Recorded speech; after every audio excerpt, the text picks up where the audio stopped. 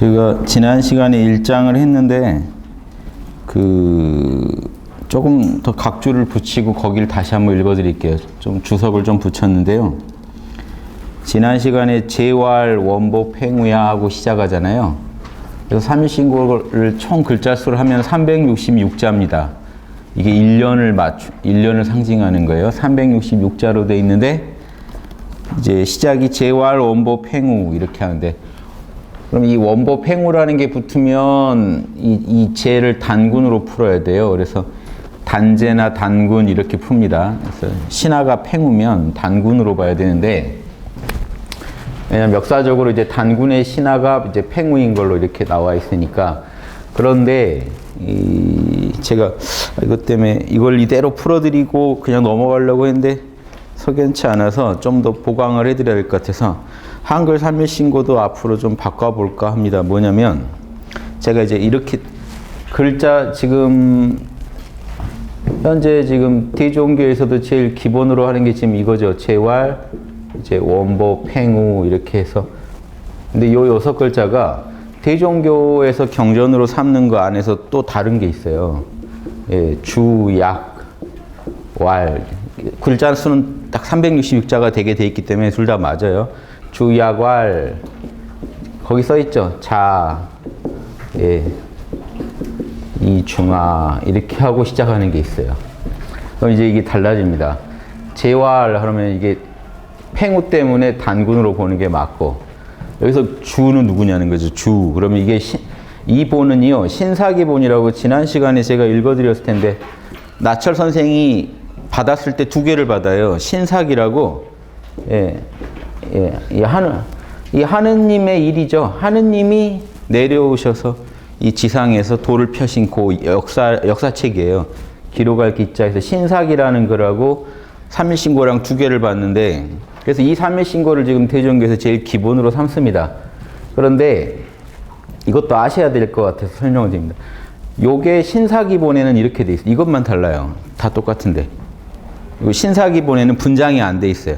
챕터가 안 나눠져 있고 한 덩어리예요. 366자만 딱 있어요. 그래서 제가 분장 방식은 지금 나철 선생이 받은 2본 중에 요 본을 따르는데 챕터가 나눠져 있으니까.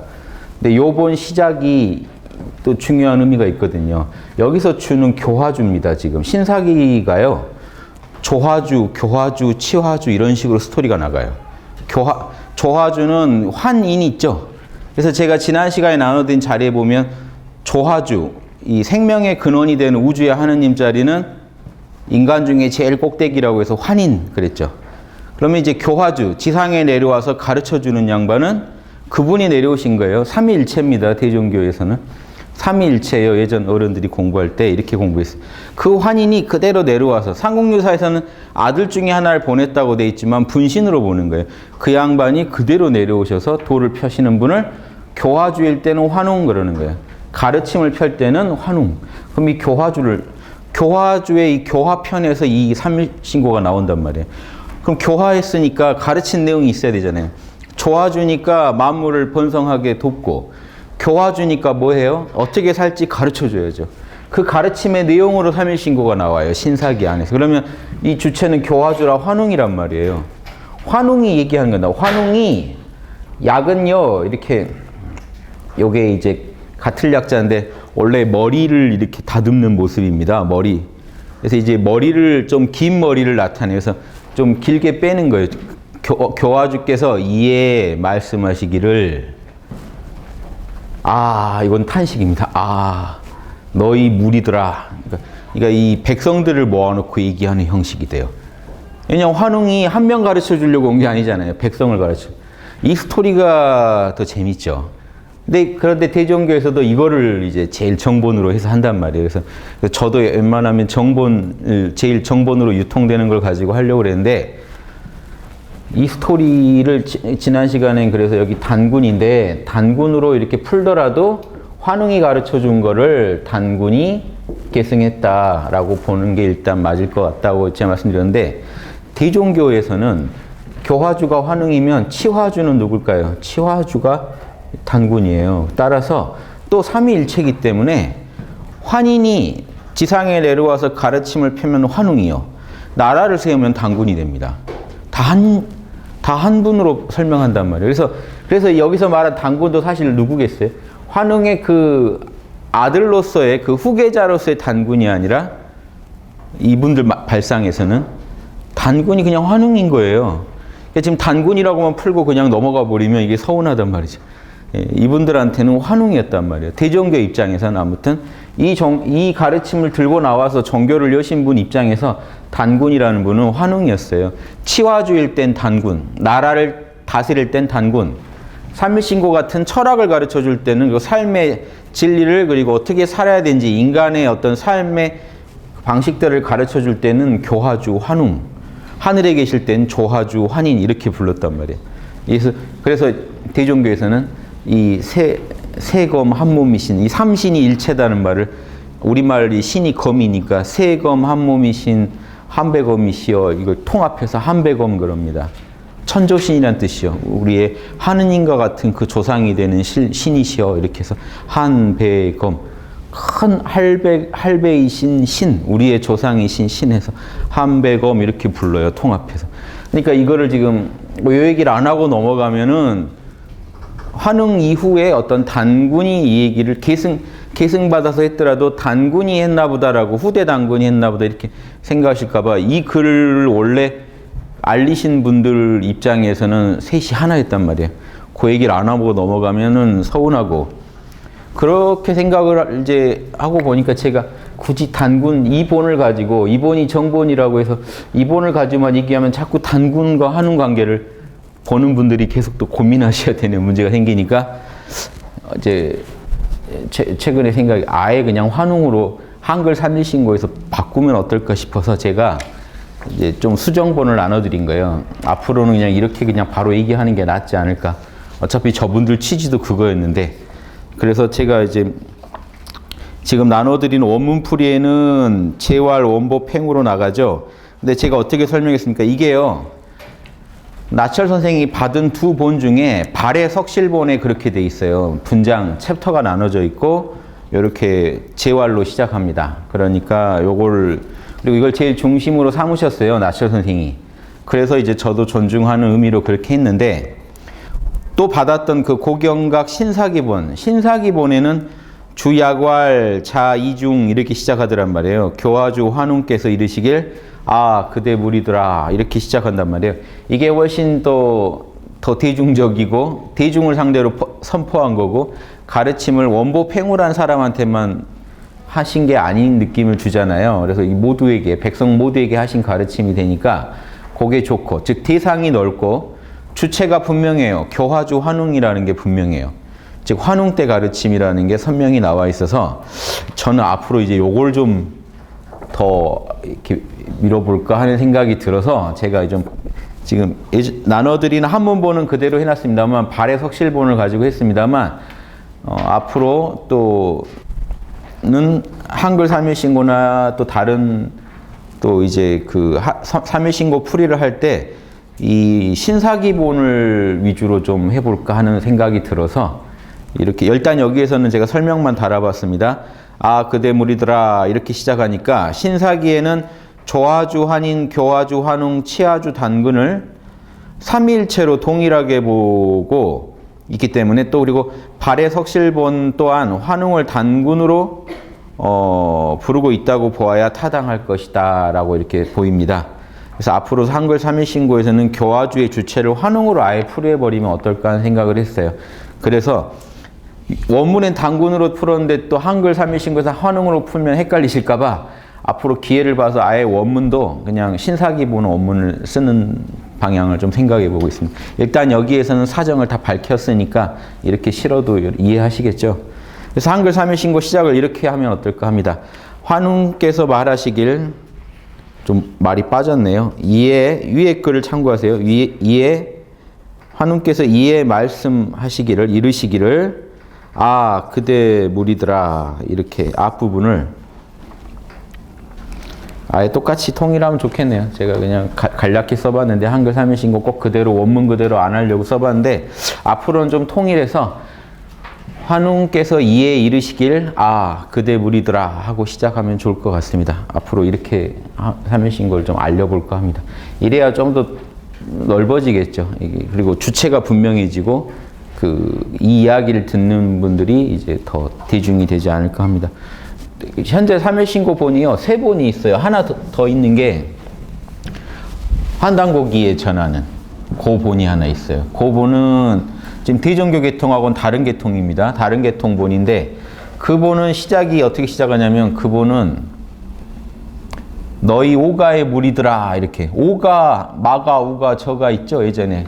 그러니까 여러 백성들 아예 오가라고 지칭하고 얘기를 해요. 오가의 무리들아 하고 얘기하는. 그것도 이제 앞에 주체가 누구라고는 안 나옵니다만 이제 환웅 때부터 신시 때부터 내려오던 글로 이렇게 설명이 됩니다. 환단고기에도. 그래서 그것도 또 참고하시면 좋고, 일단 저는 이제 대종교본을 중심으로 실제로 이게 역사적으로 의미를 갖고 널리 알려졌던 거는 대종교본이에요.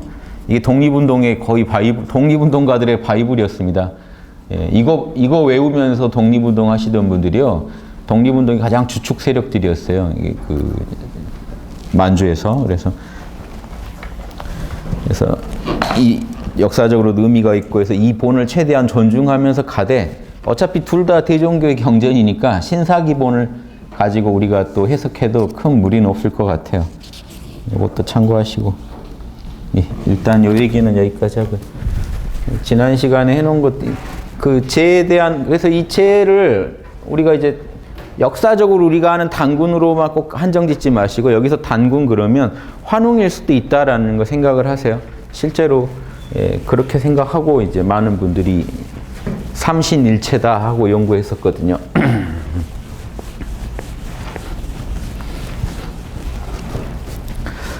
그러면 더 분명하겠죠. 이게 단군이 이르시기를 해놓고, 요 단군이 이제 지난 시간에 제가 설명한 것처럼 요 단군이 이제 환웅의 뜻을 이어받아서 했거나, 아니면 이 단군은 환웅을 의미할 수 있다, 이제 이런 식으로 말하는 것보다는 앞으로는 아예 그냥 환웅께서 이르시길 하고 할 수 있는, 그렇게 푸는 방향으로 해보겠습니다. 저도 이렇게 옛날 자료들, 이건 사실 증거가 서로 어느 게 더 정본인지 확인할 길도 없는 이런 자료들 가지고 얘기하다 보면 조심스러운데, 일단 확실한 건 대종교에서는 한 사람으로 봅니다. 그래서 세검 한 몸이신, 삼신일체이신 한문으로 풀면 우리 한백엄이시여 하고 기도합니다. 그래서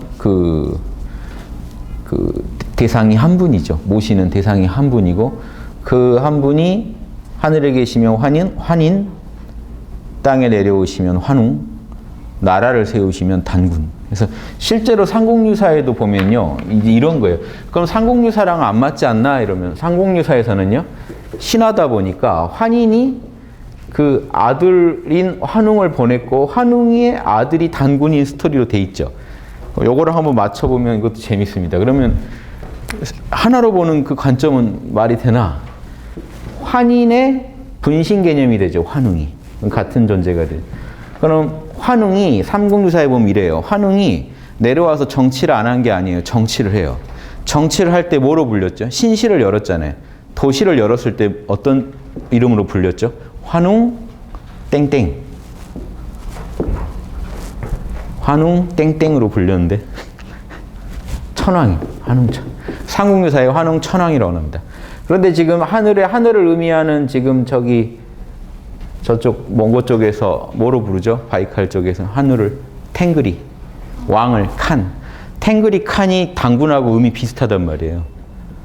그러니까 지금 우리가 아는 단군은 고조선의 군장이고, 그런데 환웅부터도 이미 단군이라고 불렸을 수 있단 말이에요. 탱그리 칸이란 말이에요. 하느님 같은, 하늘에서 내려온 우리 임금님, 이런 뜻이거든요. 아니면 하느님이신 임금님, 그래서 탱그리 칸입니다. 그래서 지금 단군하고 탱그리 칸의 이 의미에 대해서 더 연구를 해봐야겠죠, 앞으로 학자들이. 아무튼 이 관계성이 있어 보이죠. 이게 무시 못한단 말이에요. 그래서 지난 시간에도 제가 그래서 이 단군이라는 음을 단제라고, 임금보다는 황제가 높으니까 단제라고 부르고 싶지만, 그건 그것대로 의미고, 의미를 위주로 한 거고, 발음이 또 중요할 수 있기 때문에 단군이라는 자체는 남겨두고 계속 불러야 된다 하는 얘기도 지난 시간에 드렸어요. 왜냐하면 지금 탱글이나 칸이랑 단어랑 연결돼 있단 말이에요. 몽고나 어디나 저기 만주 쪽에서는 임금은 칸이었습니다. 예, 칸. 그리고 탱글이는 하늘이에요. 우리말로 생각해보면 뭐 땡그리 같은 걸 수도 있어요. 동그란 걸 말하잖아요. 우리가 하늘이 동그란 거잖아요. 이 천부삼인에서도 하늘은 동그란 겁니다. 그래서 그거랑 관계성도 한번 생각해 봅니다. 뭐 지금 더 연구해 봐야 될 내용이니까 확정 지을 수는 없고 우리말 중에서는 땡그리가 비슷해요. 동그란 게 하늘이에요. 예, 그래서 저쪽에서도 지금 하늘이란 말이에요. 그래서 탱그리. 우리는 욕으로 많이 쓰죠. 탱가리. 그럼 거긴 탱가리가 하늘이에요. 탱그리, 탱가리. 예, 그래서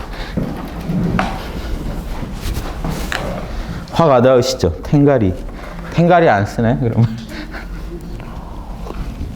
왜 그걸 욕으로 쓰게 되는지는 제가 모르겠습니다만 이쪽에서 늘 쓰는 말입니다. 저쪽에서는 지금도 탱그리. 그래서 저기 만주 쪽 그쪽 신화를 보면 하늘에 수많은 탱그리들이 있어요. 천신들이. 그 중에 누가 하나가 지상에 내려와서 지상에서 임금 역할. 그 사람이 그럼 칸이에요. 탱그리가 내려와서 칸을 해요. 이런 신화가 게세르 신화나 이런 데 보면요. 당구 신화랑 고주몽 신화가 짬뽕된 신화가 바이칼에 전해와요.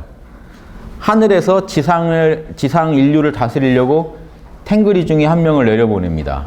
그럼 내려왔는데 내려와서는 고주몽 스토리로 흘러가요. 그럼 내려오는 데까지는 이제 환웅 스토리인데 내려와 가지고 윤회를 하는 거예요. 어느 집에 태어나요. 어느 집에 태어났는데 그 집이 그 이제 고주몽 태어난 거 비슷한 거. 아래서 나온 건 아니지만 그 집이 못 키우고 그 아들을 다른 집에다가 보내서 키워요. 그러면 고주몽이 그 있죠. 그 다른 왕자들하고 크는 것처럼 거기서 또 멸시받고 무시받다가 화를 잘 써가지고 거기서 인정받습니다. 그러다 나중에 하늘에 올라가서 산에 올라가서 하늘에다 제사를 지내요. 그래서 하늘하고 소통하면서 천신들을 이제 불러 내려옵니다. 그때 천신들이 내려와요. 탱그리들이. 그 힘으로 그럼 이게 단군에서 3천물이 환웅이 3천물이랑 내려왔다는 게요. 여기서는 먼저 내려와가지고 게세르가 불러들여요. 그 군사력을 가지고 거기를 정복해서 이제 군주가 됩니다. 요게 이제 보통 보편적인 신화예요. 바이칼에 내려오는 게세르 신화. 그래서 우리 단군 신화랑 고주몽 신화를 짬뽕한 것 같은 신화가 있어요. 이게 어떻게 연결되는지 조사를 해봐야 됩니다. 그래서 실제로 몽고나 이런 데는요, 주몽 신화 비슷한 게 많아요. 그래서 지금 우리 역사 안에 내려온 어떤 고대의 이야기예요. 고대 우리 몽골족한테 이런 일이 있었다 하는 뭔가가 신화가 돼서 내려오니까 신화는 이제 과장된 게 많고 우리가 다 믿을 수 없지만 그 안에 뭔가 비슷한 스토리가 흐르는 거에 대해서는 우리가 좀 연구해 볼 필요가 있죠. 그래서 제가 한번 이건 자료로만 말씀드립니다. 연구 자료로. 그래서 지금 우리만의 이야기가 아니에요. 몽골족들 전체에 걸린 얘기입니다. 우리 고대에 하늘하고 어떻게 소통했고 하늘과 어떤 관계를 맺고 살았던 우리가 그 민족이고 결례고 또 그런 또 그 하느님이 내려와서 여기서 임금을 했던 또 그런 역사를 꼭 자랑하려고 한다는 거. 그런 것도 한번 생각해 보시면 좋겠습니다. 요 얘기는 이제 삼일신고 이해하는데 이렇게 격가집니다. 그래서 본문으로 들어가 볼게요. 2장에서는 이제 우주를 창조하는 하느님 얘기를 했었죠. 하다가 이제 원문만 풀고 제가 끝냈는데 한번 읽고 시작할게요. 2장 원문만 읽어볼게요. 하느님은 위 없는 맨 첫 자리에 계시면서 이 하느님은 맨 꼭대기에 계시니까 무국태국 한국으로 얘기하면 어떻게 된다고 그랬죠? 무국태국 한국으로 얘기하면 무국은 이거죠. 텅 빈, 허허공공 텅 빈 하느님. 삼일신고 1장에서 말했습니다. 태극은요. 우주의 씨알이 되신 하느님. 요 씨알을 확대하면 어떻게 된다고요? 씨알은 뭐 이제 음양의 태극도 가능하고 뭐죠? 삼태극도 가능하고. 천부경 스토리는 삼태극이 맞죠. 그리고 또 음양도 맞아요. 음양이 있어서 또 음양중이 생기는 거니까. 그래서 아무튼 이 우주의 씨알이 부풀어져서 온 우주를 낳는다. 그럼 이때 씨알이면 여기는 뭐가 되죠? 이러면 온 우주가 돼요. 하늘이 돼요. 하늘. 동양이. 이 하늘 안에 땅이 생기고 네모난 게 생기고 거기에 삼각형들, 수많은 삼각형들이 하느님 자리를 머리로 하는 수많은 동물, 사람, 식물들이 생겨나요. 생명을 갖고 있는 개체들이 생겨나요. 요 스토리입니다. 그래서 이게 다였을 수 있어요. 환웅이 왔을 때 천부삼인 세 가지 도장, 동그라미, 네모, 세모 이거 세 개 가지고 교화를 폈을 거 아닙니까? 지금 삼일신고가 이것도 후대에 더 다듬어졌을 거라고 보는 게 맞죠. 초창기에 거의 그 원시적인 상황에서 동그라미, 네모, 세모 그려놓고 뭘 설명했을까요? 하늘은 동그래. 왜 동그랄까요? 이 형체가 없다는 얘기예요. 일단 하늘은. 네모는 형체가 있다는 거예요. 동서남북이 뚜렷하잖아요. 동그라미는요. 동서남북이 없어요. 그 자체로는. 그리고 시작도 끝도 없어요. 어디가 시작인지 끝인지가 없어요. 네모는요. 시작과 끝이 분명해요. 그래서 이 현상계와 어떤 절대계를 말할 수도 있고 현상계 안에서는요. 형체가 없는 존재를 하늘, 형체가 있는 거를 땅 이렇게 부릅니다. 그런데 이 하늘과 땅만 있는 게 아니라 거기 세모, 머리는 하늘에 두고 몸뚱이는 땅에 둔 존재들이 있는데 그게 머리를 쳐박고 있는 존재가 식물, 머리를 옆으로 한 존재가 동물이나 뭐 이런 곤충들, 이런 존재들, 머리 쳐들고 있으면, 제대로 들고 있으면 이 사람. 이렇게 이해되시죠?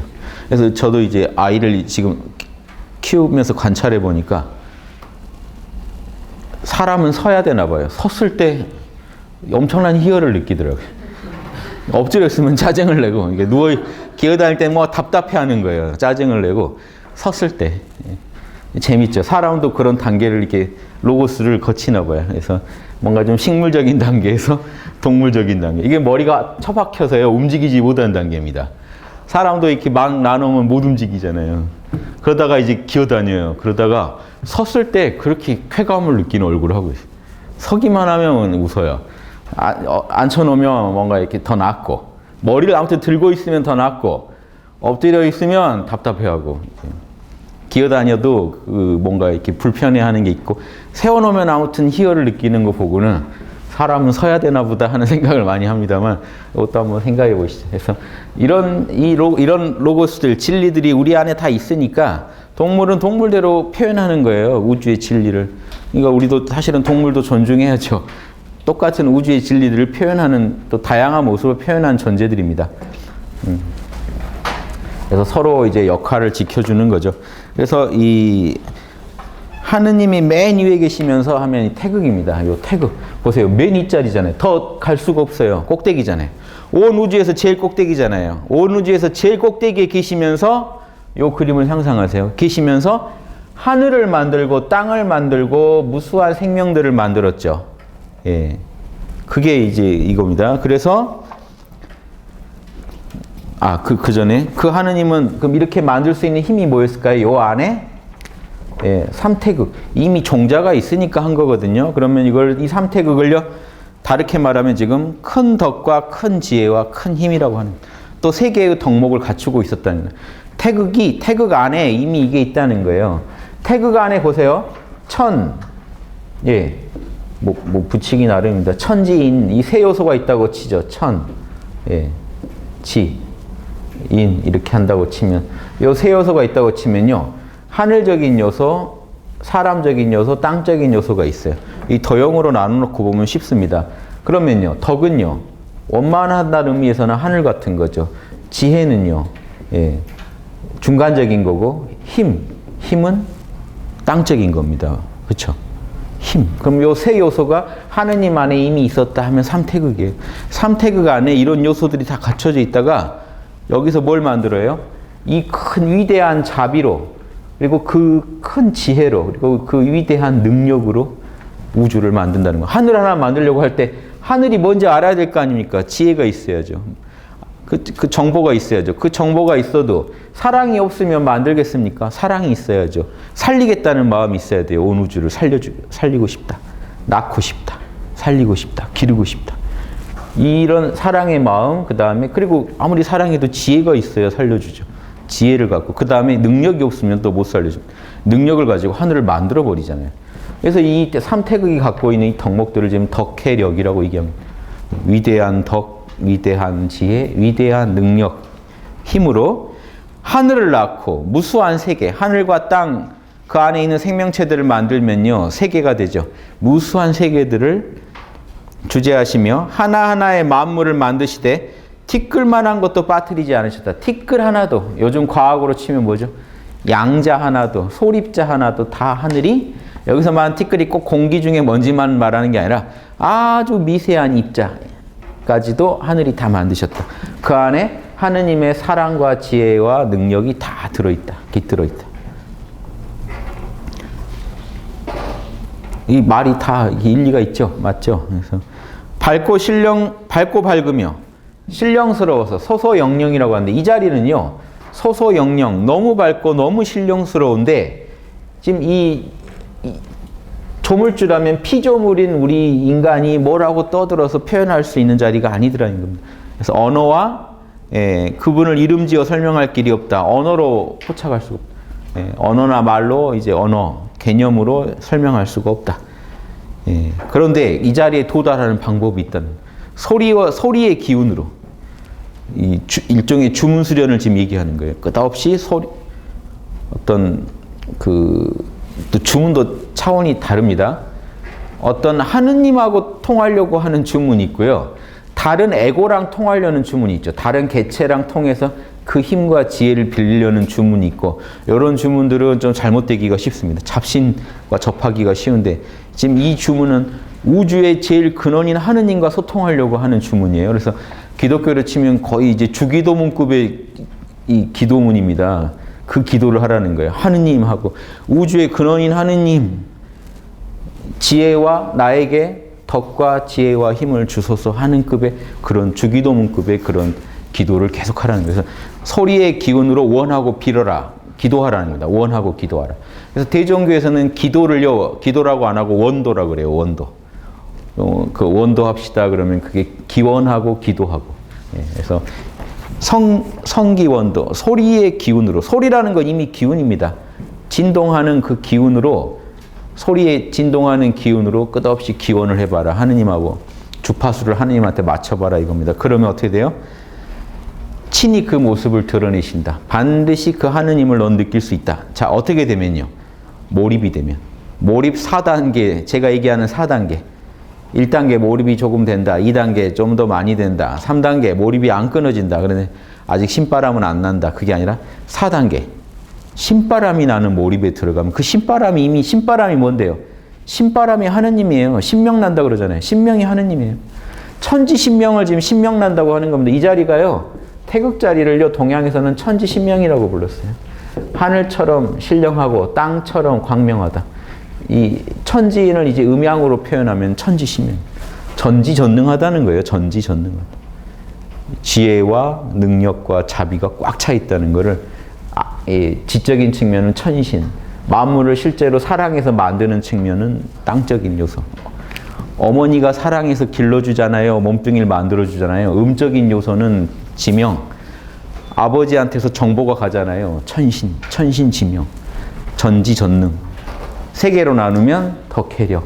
그러니까 실제로 여기 보면요, 하늘을 지혜로 봐야 될 경우도 있어요. 땅을 덕으로 봐야 돼요. 이거는 이 두 개는요, 다 고려해 보셔야 돼요. 왜냐하면 형체가 없다는 측면에서는 지혜가 하늘이거든요. 덕은 감정적이잖아요. 땅이고. 그러니까 머리는 지혜를, 뇌는 지혜를 나타내죠. 심장은요, 사랑을요. 장부는요, 힘을요. 여러분 받쳐주는 배심으로 사십니다. 힘을요. 하단전도 여기 있죠. 힘, 인체 에너지 센터가. 그래서 이렇게도 이해하셔야 돼요. 두 개를 다 이해하셔야 돼요. 그런데 이때는 뭐냐? 원만한, 지혜까지도 포함한 원만한 덕을 상징할 때는, 하늘처럼 둥근 덕 할 때는, 인의의 지신이 온전히 구현했다는 의미로 말할 때는 여기가 덕이고, 그 중에 한 요소니까 지혜는, 요걸 하늘로 치고 요거를 그 사람으로 볼 수도 있고요. 이 이대한 자비와 이대한 능력의 중간적인 매개자로서 지혜를 얘기할 수도 있고, 요거는요, 삼일신고 제가 5장 가서 두 개를 다 설명해 드릴게요. 이렇게 보는 거랑 이렇게 보는 게 다 의미가 있거든요. 여기서는 둘 다 볼 수 있다는 말만 제가 드리고, 자, 그래서 위대한 덕, 위대한 힘, 위대한 지혜, 요 세 가지가 아무튼 중요합니다. 그래서 이게 우리가 하늘을 태양으로 비유할 때, 이집트에서도 태양은 이렇게 그리죠. 요게요, 저기 우리나라 암각화 이런 데 가도 이거 그려져 있어요. 저기 만주에 가도 이거 그려져 있어요. 이게 하느님이에요. 예전에. 지금 태극을 그려놓은 거예요. 태극. 이게 우주의 CR이잖아요. 온 우주의 CR이 되는 이 뜻입니다. 네모에다 그려놓으면요. 이 땅을 만든 CR로서의 하느님. 여기는 우주를, 하늘을 만든 CR로서의 하느님. 저런 만주 쪽 가면 이런 거 엄청 그려져 있습니다. 원 계속 바위에다 돌려가지고. 그럼 이거는 무한한 이 태양의 힘이에요. 미치는 범위. 그래서 이 태양에다가 많이 비유하는데, 보세요. 태양은요. 덕혜력 가지고 한번 보실래요? 태양은 만물을 사랑하죠. 만물을 살려주죠. 태양은 에너지를 주죠. 태양은 빛을 줘요. 빛, 열은 사랑, 우리 몸을 녹여주잖아요. 사랑, 빛, 열, 에너지, 힘. 요 세 가지를. 그래서 이 태양이라는 건 고대인들한테 눈에 보이는 하느님입니다. 그래서 천부경에서도 신을 얘기할 때 태양처럼 광명하다 이렇게 얘기하잖아요. 우리 안에 있는 신성은 태양처럼 태양의 의미가 있어요. 그래서 실제로 보면 태양이 하느님이라는 관점에서 보면요. 여러분 우리가 지금 환인이라고 하는 것도요. 환. 이것도 지금 여기 태양이 들어있습니다. 환하다. 태양이 여기 땅 끝부터 저 하늘 끝까지 태양이 환하게 비치고 있는 모습이에요. 이쪽 밑바닥부터 저쪽 제일 위까지 태양이 환한 모습입니다. 그 환한 태양의 씨앗인자 시작점을 말할 때 여기를 말할 때 환인 그러는 거예요. 환우은요. 태양이 이쪽부터 저쪽까지 환하게 비추는데 수컷웅자죠. 수컷의 웅자. 이건 동그라미라는 뜻입니다. 새가 날개를 펴면요. 수컷의 웅자인데 새가 날개를 웅장하게 펴고 있는 모습. 수컷새가. 그럼 뭘까요? 이 원을 상징해요. 이 씨앗이 우주에 영향을 미치는 그 영향력을 한웅 그러는. 철학적으로는 환인 그러면 그 점 하나. 환웅 그 광대한 영향력. 태양빛이 어디까지 비칠까요? 그 비치는 데까지가 태양의 영향력이죠. 태양의 알이죠. 하나의 알이죠. 중심점. 그 노른자와 흰자로 본다면 이 노른자가 환인이면 흰자 끝까지 그 미치는 그 힘을 환웅 그러는. 환인, 환웅. 이러시죠. 환인. 그러니까 삼위일체 사상이 나오죠. 그 한 분이, 한 존재가 철학적으로 이 근원이 주변에 미치는 힘, 근원, 환인, 조화주, 시작점이니까 아버지 자리 조화주. 미치는 힘, 교화주. 실제로 통치하는 이 황극의 통치, 단군, 치화주. 그래서 철학적으로도 이런 원리를 갖고 있습니다. 환인, 환웅. 그래서 이 단군만 시작이 다르니까 대종교에서는 환검 이렇게 부릅니다. 환검. 다 맞춰서 그 태양이 갖고 있는 그 광대한 힘이 실제로 우주를 통치하고 있는 그 모습. 임금으로서 통치하는. 그래서 이런 식으로 이렇게 이게 결국 뭐냐면 또 무국, 태국, 한국하고 통하잖아요. 무국, 태국, 한국하고도 통해요. 그래서 이런 철학을 고대인들이 갖고 있었다고 보는 게 예전에 남겨놓은 그림을 우리가 들여다봐도 그런 게 보인단 말이에요. 이런 거 이제 이해되시죠? 어렵지 않으시죠? 환인, 환웅, 황금 이거랑 친해지셔야 돼요. 요 단어들하고 좀 친해지셔야 돼요. 요런 의미들하고. 그러니까 원초적으로 한번 생각해 보세요. 옛날 사람들한테 태양만한 게 없습니다. 태양만. 누가 뭐라 그래도요. 나 밤에 추워 죽을 뻔한 날 살려준 건 태양이에요. 태양이 뜨니까 한 치 앞도 안 보이던 나한테 지혜를 준 것도 태양이고 빛을 준 게 태양이에요. 여러분 깊은 산에 들어가 보시면요. 가까운 산에 저 혼자 괜히 들어가 봤다가 낮에도 길을 잃으니까 암담하더만요. 어디로 가야 갈지 안 보이는 거죠. 낮에. 밝은데도. 근데 캄캄한 중에 산에 만약에 그렇게 돌아다닌다. 한번 길을 잃어버리고 감을 잃어버리고 방향 잃어버리면 딱 헤매기 딱 좋죠. 그때 태양이 뜨면 보인단 말입니다. 그래서 이 추운데 살려주는 거. 캄캄한데 어두운데 빛을 주는 거. 그리고 이 힘을 주는 거. 살 힘을 주는 거. 이게 엄청난 얘기거든요. 이 하느님이 저 태양을 통해서 자신의 모습을 저렇게 유형으로 드러내는구나 이렇게 생각할 만하죠. 그래서 옛날 분들은 이 태양을 가지고 철학을 했을 거예요. 태양을 가지고 철학. 천부경에 태양이 들어있는 게 우연이 아니죠. 뭐 삼일신고에도 태양 세계를 얘기할 때 일세계라 그래요. 태양 세계라고. 태양을 중시합니다. 그래서 이런 사상도 다 이어집니다. 그래서 여기까지 일단 환인, 환웅, 황검이 무국태국 한극하고 이렇게 만나고, 무국태국 한극을 하나로 그리면 지금 학당 로고처럼 그릴 수도 있겠죠. 그래서 빨간 점을 해놓은 거예요. 이게 태양을 상징하려고. 태양처럼 광명한 이 자리가 이 자체로는 무극이고, 그쵸? 무극이면서 또 우주의 씨알이 된다는 점에서는 태극이고, 예. 그리고 또 우주를 이렇게 통치한다는 점에서는 황극이고. 그래서 하느님의 모습이 무극, 태극 다음에 뭐죠? 황극이요. 그러면 여기도 보세요. 맨 위 없는 첫 자리에 계셨다 할 때는 태극이죠. 그런데요, 보세요. 지금 태극으로 머무는 게 아니에요. 그 안에 있는 삼태극의 힘, 덕, 지혜, 능력을 가지고 무수한 세계를 주재한다 하면, 주재면 이미 뭡니까? 황극이에요. 이미 경영이 들어간다고요. 하늘을 만들고 땅을 만들고 티끌 하나도 안 빠뜨리고 이미 경영을 하고 있잖아요. 우주의 재료, 에너지라는 재료를 가지고 경영을 하고 계시잖아요. 지금 이 2장은요, 태극으로 시작했지만 이야기는 이제 황극으로 흘러갑니다. 우주적인 황극. 온 우주를 만들고 경영하는 하느님이에요. 자, 이해되시죠? 천지신명으로 얘기할 때는요, 천시는 전지니까 우주에 대한 어떻게 만들고 어떻게 경영해야 될지 아는 그 지혜를 말하고요. 실제로 우주를 낳고 경영하고 하는 거는 지명.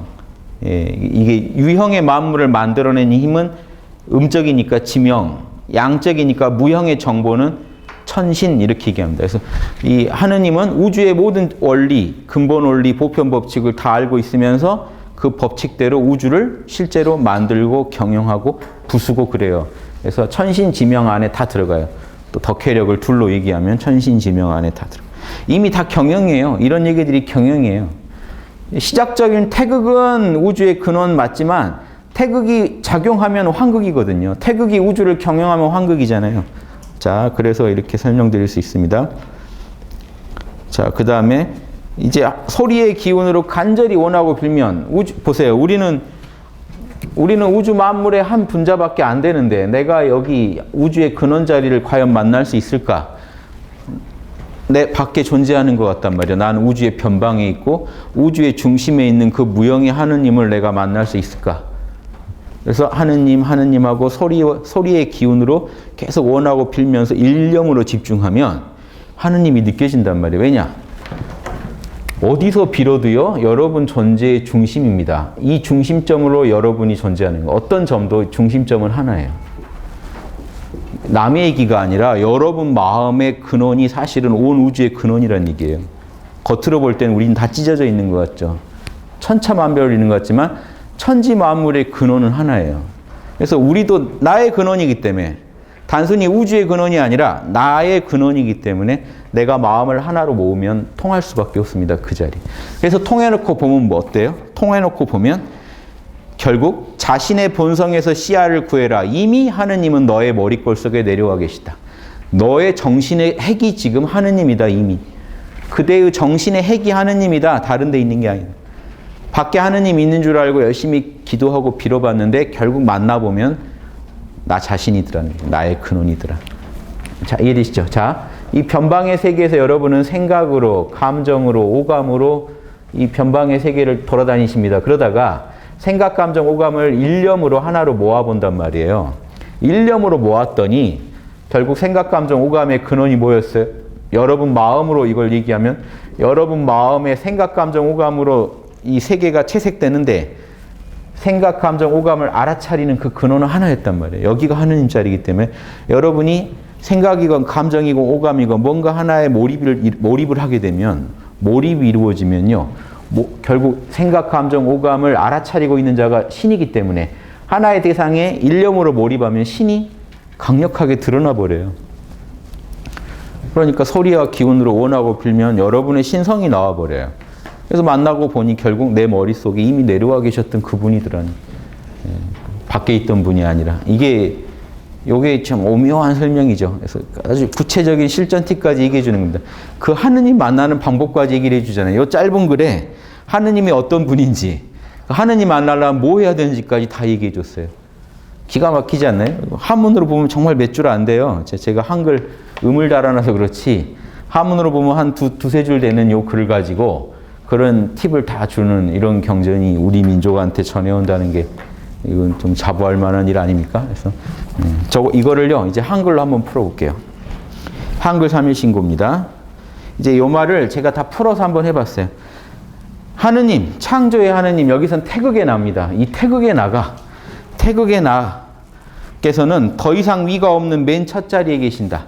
맨 꼭대기. 자, 여러분 마음에서도 맨 꼭대기에 계세요. 이걸 밖으로만 자꾸 얘기하지 마세요. 여러분 생각, 감정, 오감의 맨 꼭대기입니다. 여러분 생각 어디서 일어났습니까? 감정 어디서 일어났어요? 오감 어디서 일어났나요? 거기부터 찾으셔야 돼요. 여러분한테 주어진 거 안에서 맨 꼭대기를 먼저 찾으셔야지 밖에서 나가면 여러분 오감밖에 못 만나요. 근원을 못 만나요. 오감밖에 못 봐요. 오감 이상의 존재를 찾으시려면 여러분 의식 안에서 찾아야 된다. 왜냐? 여러분도 이미 우주의 한 구성 요소예요. 여러분도 우주의 구성 요소이기 때문에 밖에 여러분이 찾아다니시면 물질적인 것밖에 못 만나요. 오감의 대상밖에 못 만나요. 밖으로 나가면. 안으로 들어가야 오감 너머에 있는 의식을 만나게 되고 의식의 더 너머에 있는 의식의 근원을 만나요. 그 차원이 여러분 마음에만 있습니다. 밖에는 없어요. 옆에 있는 사람 의식도 여러분은 못 느끼잖아요. 여러분이 지금 저를 보고 있지만 여러분이 직접 느끼고 있는 건 뭐죠? 저의 오감일 뿐이에요. 색깔, 소리, 냄새, 뭐 맛을 보시진 않겠지만 맛, 촉감, 만져보면 촉감. 요거밖에 못 느낍니다, 여러분은. 이걸 보면서 여러분이 자꾸 의식으로 생각을 하고 감정을 보태서 만들어내시는 거예요. 지금 저한테서는 직접적으로 저한테서 얻는 정보는 이 오감 정보란 말이에요. 그러니까 밖으로 나가면 오감밖에 못 만든다. 오감 너머에 있는 거를 분명히 있는데 분명히 제가 이렇게 움직이는 거 보면 제 안에 뭔가 있죠. 그걸 여러분이 제 안에서 찾으려고 하시면 안 된다고요. 저를 해부해 보실 거예요. 안에 분명히 뭐가 있어서 떠들고 있다. 여러분 의식 안으로 들어가야 돼요. 아시겠죠? 그래야 다른 사람 속에도 뭐가 있는지 알아요. 그래서 우리는 무조건 우리 안으로 들어가야 됩니다. 진짜 신성을 만나려면. 왜냐? 몸뚱이만 우주가 아니에요. 정신도 우주예요. 우주에 정신이라는 게 있으니까 여러분이 울고 웃고 하는 거죠. 그걸 써서. 그럼 이 정신 안에 더 근원적인 거 추구해 들어가셔야 돼요. 물질보다 더 상위 차원의 정신. 정신의 더 근원적인 핵. 이걸 찾아가시면 거기가 하느님 자리입니다. 여기서 정신과 물질이 다 나왔으니까. 이렇게 생각하시면 좋겠습니다. 자, 하느님, 그래서 태극의 나는 더 이상 위가 없는 맨 첫 자리에 계시고 하느님은 위대한 덕, 위대한 지혜, 위대한 능력으로 하늘을 낳고 무수한 세계를 주재하신다. 자, 여기 때는 이미 주재의 하느님, 황극의 나로 이제 또 확장됩니다. 이야기가. 만물을 하나하나 만드셨는데 티끌만한 것도 빠뜨리지 않으셨다. 지극히 광명하며 신령하시니 감히 이름을 지어 헤아릴 길이 없으니 일체의 이름과 언어를 초월해 계신다. 그러나 이러한 초월적 하느님도 소리의 기운으로 간절히 원하고 빌면 끝내 친히 볼 수 있다. 제가 수련법까지 구체적으로 풀어봤습니다. 수련법과 수련의 원리를 짧게 돼 있으니까 좀 압축돼 있잖아요. 풀어봤어요. 그대가 하느님을 직접 보고자 한다면 그대의 모든 분별심을 하느님께 맡기고 쉴 수 있어야 한다. 자, 하느님한테 모든 걸 맡기고 쉰다는 건요. 근심 걱정하지 말고 마음을 하나로 몰입하셔야 된다는 겁니다. 그대가 그대의 에고를 초월하여 하느님과 하나가 될 때, 에고를 초월해야 하느님과 하나가 되죠. 에고 안에 있을 땐 여러분 우주의 변방에 계속 머물러 계실 수밖에 없어요. 우주의 중심으로 가고 싶으시면 변방의 속성이 있죠. 생각, 감정, 오감을 내려놓으셔야 돼요. 그럼 변방의 속성이거든요. 시공 안에 존재들이 갖고 있는 속성을 한번 놔버리시면 어떻게 될까요? 시공 밖으로 나간단 말이에요. 우리가 지금 생각을 하고 울고 웃고 오감을 느끼다 보면요. 시공 안에 머물게 됩니다.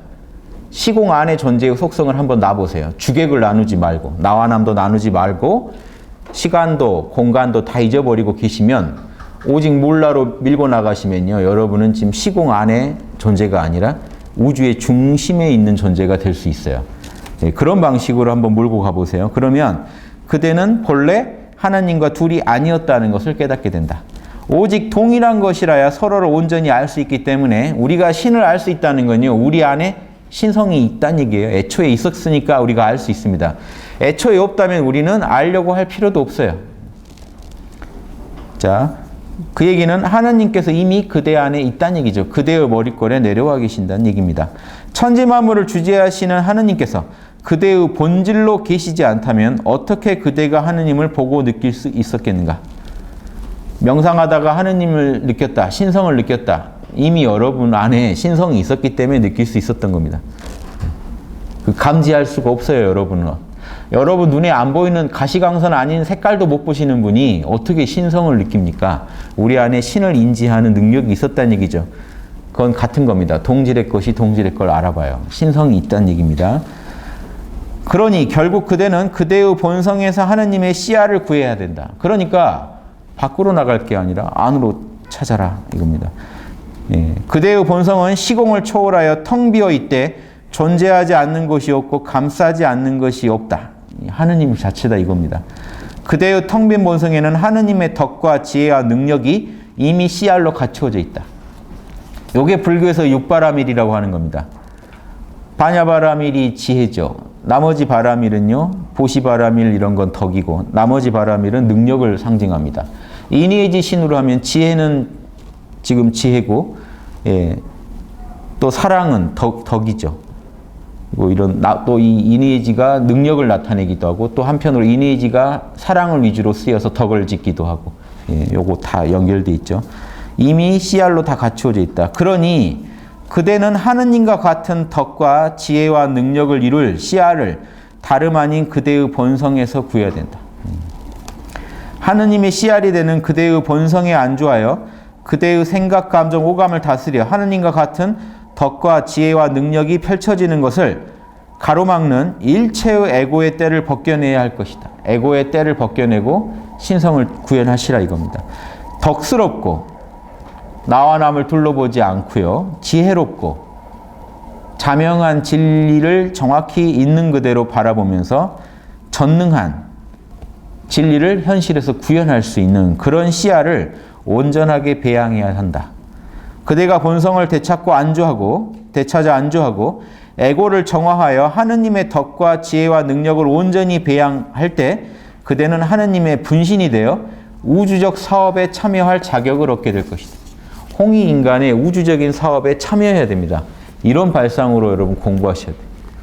삼일신고에서도요, 하느님 만나서 영원한 쾌락을 저기 북극성 가서 하늘나라 가서 이루리라 하고 끝내버린단 말이에요. 이 말도 방편이니까 이 말 말고, 그럼 홍익인간은 언제 합니까? 홍익인간은 천국 가려고 그냥 했던 겁니까? 잠시? 아니잖아요. 여러분 양심이 그렇게 살으라고 해서 홍익인간 한 거잖아요.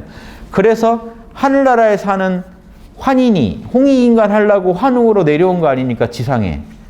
그런데 우리 그 하느님의 행보는 안 보고 하느님이 너희도 이렇게 도 닦고 덕 닦으면 하늘나라 갈 수 있어. 이 말을 궁극의 목표로 알면 안 되죠. 거기 사는 하느님도 홍익인간 하려고 지상에 내려온 역사가 지금 환인 환웅의 역사인데. 그러니까 제가 너무 좁게 생각하실까 봐 이렇게 말씀드리는 거예요. 우주적인 홍익인간 사업에 동참한다 이렇게 생각하시고 공부를 하셔야 맞습니다. 예, 삼일신고에도 영득쾌락으로 끝내니까 와 거기 가면 영원한 쾌락을 얻나 보다 이렇게 하고 그냥 어떤 욕망의 어떤 충족을 위해서 도를 닦으시려고 하실까 봐 아니다 하는 겁니다. 하느님도 지금 뭐 하고 계세요? 예, 홍익인간 하고 계세요. 홍익인간 사업을 하고 계세요. 온 우주에 인간이 올바르게 살고 인간이 올바르게 살아야 다른 중생들도 제자리를 찾아요. 인간만 정신 차리면요, 온 우주는 다 제자리 찾아요. 그러니까 인간을 얘기하는 겁니다. 다른 중생을 무시해서가 아니라 인간이 제일 중요하다는 걸 밝힐 때는 홍익인간 그러는 거고, 온 중생이 다 구제돼야 된다는 얘기를 할 때는 홍익중생 불교처럼 얘기할 수 있고, 홍익인간이 중생보다 폭이 좁은 게 아니에요. 중생을 변화시키려면 제일 누가 바뀌어야 된다고? 인간이 바뀌어야 되고. 인간이 그렇게 중요한 존재이기 때문에 홍익인간을 얘기하는 겁니다. 온 우주에서 인간 없으면 문제가 없죠. 인간이 있어서 문제가 있죠. 그래서 인간이, 그런데 이런 문제가 아니란 말이에요. 애초에 지혜와 덕과 능력을 구현하기 위해서 우주에 창조된 존재이기 때문에 제대로 기능을 알고 제대로 쓰자 이겁니다. 인간의 온전한 그 사명을 다하자. 이걸 여러분 공부의 목표로 삼으시면 좋겠습니다. 제2장은요. 우주의 창조주인 태극과 그 작용인 우주적인 환극에 대한 설명이다. 이해되시죠? 무슨 말인지. 예. 그러니까 1장에서 무극 얘기하고 2장에서 태극 얘기하고 3장에서 환극 얘기하면 딱 맞을 것 같은데 2장에서 태극 얘기까지 해버렸어요. 아니 환극 얘기까지. 당연한 겁니다. 태극만 따로 얘기할 수가 없어요. 태극의 작용이 환극이기 때문에 환극을. 그럼 3장은 무슨 환극을 얘기할까요? 분명히 환극을 얘기할 건 확실한데 인간 중에 환극이요. 이제 인간의 얘기로 바뀝니다. 3장은 오로지 인간의 얘기예요. 인간 중에 도 닦아서 제일 도가 높은 환인, 그분이 우주의 환극이라는, 인간 중에 환극이라는 거예요. 우주적 환극은 인간이 아니기 때문에 인간 중에 환극이 있어야 되잖아요. 인간 중에 제일 신성한, 하느님을 제일 구현한 존재, 제일 신성한 존재, 그분을 환인이라고 부르는 거예요. 그래서 환인은 인간의 모습을 하고 있단 말이에요. 왜냐? 우주에서 사는 것도 있거든요. 우리 예전 조상들은 북극성에 사신다고 믿었습니다. 하느님이. 그럼 북극성에 사는 하느님이 티끌까지 다 만들 수는 없잖아요. 분명히 다른 하느님을 얘기하고 있는 겁니다. 그래서 이게 통합돼 있지만, 그래서 3장에서는 환극은 환극인데 인간으로서의 환극을 얘기하는 거고, 인간의 환극 빼고 천지만물 만들어지고 길러지는 얘기는 이미 2장에서 다 끝났습니다. 우주적으로 환극이 하는 일이 뭘까요? 우주를 탄생하고 소멸시키고 만물을 짓고 또 다시 없애고 이거 하는 거 아닙니까? 예, 그러니까 그런 작용은 이미 2장에서 설명이 다 됐단 말이에요. 3장은 뭐냐? 인간만의 특수한 문제입니다. 인간은 어떻게 환극을 구현해야 될까요? 이 부분을 따로 뽑은 거예요. 그래서 인간 중에 제일 보세요. 이런 우주적인 환극이 있다고 해도 인간한테서 그게 구현이 안 되면 꽝인 거예요. 인간한테서 환극이 구현된다는 얘기는요. 인간이 지혜와 덕과 능력으로 욕심은 다스리고 양심은 구현해가지고 선은 늘 실천하고 악은 틀어막는 그런 존재가 돼야 되거든요. 이게 구현됐을 때 환극이, 즉 우주의 최고 경영자이신 신성이 지상에 구현됐다고 말할 수 있단 말이에요. 그런데 인간한테서는 그게 구현이 안 되고 있단 말이에요. 지금. 그건 다 아는 얘기잖아요. 서로. 그러니까 예수님도 뭐라고 하셨어요? 성인들은 다 똑같은 사명입니다. 하늘에서는 온전한데 지상에서는 온전하지 않은 그거. 여기서 지상이라는 건 동물들 붙잡고 하는 얘기가 아니에요. 동식물들, 인간 얘기예요. 철저히 인간 얘기. 인간들한테서는 구현되고 있지 않은 하늘의 그 진리. 뭐죠? 내가 받고 싶은 거 먼저 해줘라는 그 황금률, 사랑의 진리가 구현이 안 되고 있잖아요. 그 지혜가 구현이 안 되고 있잖아요. 지혜와 사랑과 그 실천. 이게 덕해력입니다. 이게 구현이 안 되고 있잖아요. 지상에서. 그거를 구현하겠다는 거예요. 예수님이. 그래서 하늘에서는 이미 구현되고 있는데 이 땅에서 사람들 사이에서 구현되고 있지 않은 그 하느님의 뜻을 이 땅에서 이루어 보겠다 하는 겁니다. 그러니까 뭘 얘기를 해요? 힘을 얘기하잖아요. 일용할 양식을 주옵시고. 그 다음은요. 덕을 얘기합니다. 내가 남을 용서했듯이 하느님도 저를 용서해 주세요. 즉 내가 먼저 나서서 남을 다 용서하고 다니겠습니다. 힘을 얘기합니다. 그 다음에 덕을 얘기합니다. 그 다음에요. 유혹에 들지 말게 하옵시고. 항상 선을 선택할 수 있게 해달라는 겁니다. 지혜를 얘기하는 거예요. 마지막으로 총체적으로 악에서 건져주세요. 이 땅에서, 그러면 나만 악에서 건지겠다는 얘기입니까? 이 땅 전체를 악에서 건지겠다는 얘기입니다. 나부터 시작해서. 일단 여러분의 생각, 감정, 오감에서 악을 걷어내야 여러분이 환극이 돼서 이 온 우주에서 악을 걷어내는 거 아닙니까? 그러면 인류의 제일 선봉에 서신 분이 기독교에서는 예수님이지만 우리 민족에서는 환인이란 말이에요. 북극성에 계신 예수님 같은 존재죠. 북극성의 주인인 인류 중에 제일 신성한 하나님의 뜻을 제일 잘 따르는, 기독교에서 뭐라고 하죠? 하느님의 맞이. 제일 잘하니까 하느님. 하느님을 아무도 본 사람이 없지만 요한복음에 이렇게 나와요. 예수님만은 안다. 그건 뭡니까? 인간 중에 제일 하느님이라는 소리예요. 우리 민족에서는 환인이에요. 환인. 인류 중에 제일 씨알이 되는 사람이잖아요. 환인. 그리고 온 인류를 구제하러 돌아다니는 사람이 누구예요? 환웅. 그래서 돌아다니면 실제로 이렇게 통치까지 해주면 우리가 환검, 단군 이러는 거예요. 이해되시죠? 무국, 태국, 한국하고 좀 다르죠. 요 느낌은. 이미 CR에서 시작하니까 이미 태국에서 시작한 느낌입니다만 또 상징적으로 말하면 무국, 태국, 한국 이런 느낌이죠. 예. 예. 아무튼 CR, 우주의 CR. 사실은 환희님이 태극인데요. 그렇죠? 환희니 태극. 환웅은 태극에 미치는 범위. 그리고 환검은 실질적인 환극의 작용 이렇게 얘기할 수도 있습니다만 무국태국 환극으로 상징한다고 말할 수도 있고요. 예, 환희는 좀 더 무국적인 모습, 우주의 근원인 모습. 예, 환웅은 이 진리를 가르쳐준 사람이니까 무국 안에 담긴 진리를 상징할 수 있고 이 환검, 단군은 실질적인 적용, 예. 또 단군을 상징할 수 있고 또 보세요. 이 우주의 조화주가 갖고 있는 위대한 덕 그리고 그 덕에 들어있는 위대한 사랑이 있죠. 하느님의 사랑, 환인. 그러니까 조화주, 아버지 자리, 교화주, 그 안에 있는 진리로 온 우주를 가르치고 다니시는 분, 교화주, 환웅. 그리고 실제로 힘으로 통치까지 하시는 분, 단군. 그러면 덕혜력으로도 얘기할 수 있죠. 무국, 태국, 환극, 덕혜력 다 갖다 붙일 수 있습니다. 왜냐? 우리 민족은 3으로 꼭 설명해요. 삼박자로. 그러니까 삼박자들끼리는 또 서로 통해요. 딱 들어맞지 않아도 서로 이렇게 미묘하게 통하게 돼 있어요. 스토리가.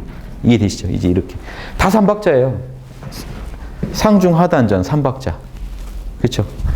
정기신 삼박자. 신은 지감, 마음 비우기, 기는 조식, 호흡 수련, 힘은 금촉, 오감 절제. 수련도 삼박자. 그래서 얻는 능력도 덕혜력 삼박자.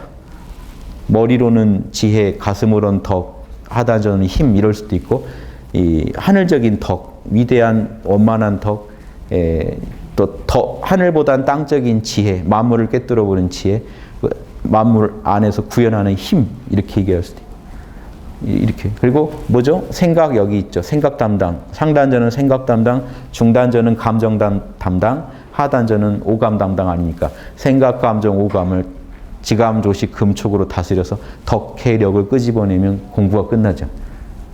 상중하단전. 그리고 이 맥도 그래요.